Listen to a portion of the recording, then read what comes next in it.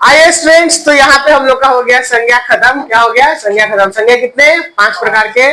पहला हमने क्या पढ़ाया? व्यक्तिवाचक, जिसमें किसी खास नाम के साथ संबंधित अगर संज्ञा हो तो व्यक्ति बनेगा।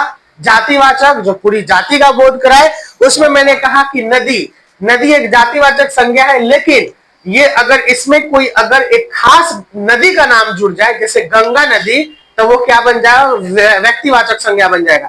तो इसीलिए कोई भी जाति में अगर कोई खास नाम जुड़ जाएगा, ठीक है, हाँ, तो वो क्या बन जाएगा? व्यक्तिवाचक बन जाएगा। उसके बाद हमने पढ़ा समूहवाचक, जो समूह का बोध कराए।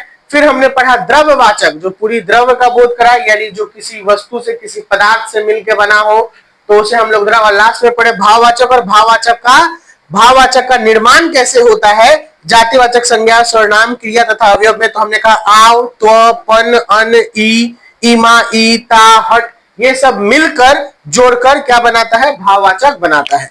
चलिए आगे आइए स्टूडेंट्स।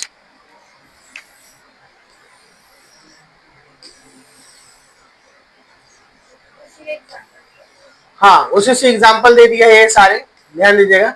देखिए जातिवाचक से भाववाचक संज्ञा कैसे बना, तो ये सब लिख लीजिएगा, क्योंकि शायद अगर आपको एग्जामिनेशन में तो पूछेगा। देखिएगा, संज्ञा है ये, और ये भाव बनाने की प्रक्रिया। पुरुष, इसमें क्या लगा दिया? त्व।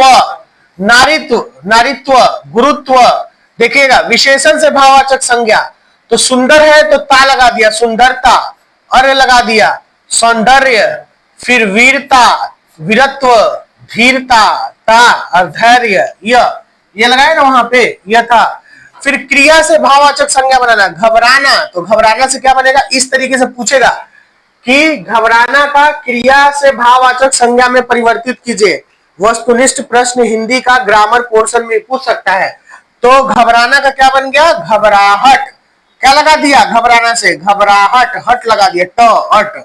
थकना, थकान। अवयव से भाववाचक संज्ञा बनाना, अवयव का मतलब कि उनका चारों रूप छोड़ के बाकी अवयव में और 4 रूप आएगा उसमें, जैसे दूर तो दूरी, निकट तो निकटता, इस तरीके से बनाया। फिर याद रखिएगा, सर्वनाम से भाववाचक बनाना, तो सर्वनाम अपना है, अपनत्व, मम है, ममत्व, निज है, निजत्व।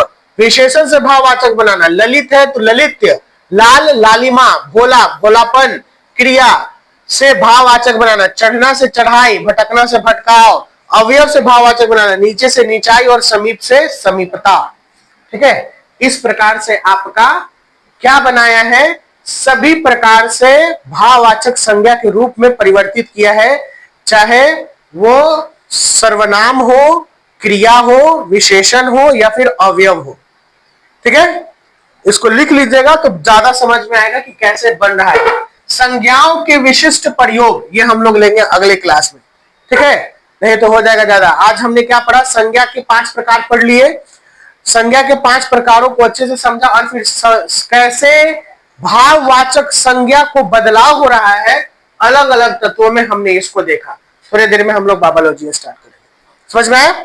चलिए, अब आपको लिखना है, क्योंकि इसलिए ये प्रिंटेड है। आपको सारा मेरा काम यहाँ पे हुआ हुआ, अब आपको ये काम करना है, तो जल्दी जल्दी जो जो ये वाला कम से कम फटाफट लिख लीजिए, और ऊपर की नीचे इधर से मिटा दे। ये वाला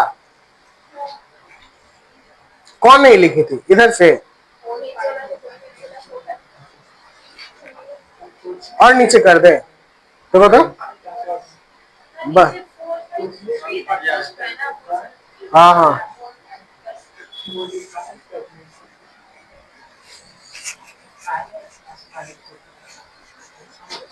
चलिए सब लिखे, सबका कॉपी चेक हुआ, जल्दी जल्दी लिखे तो।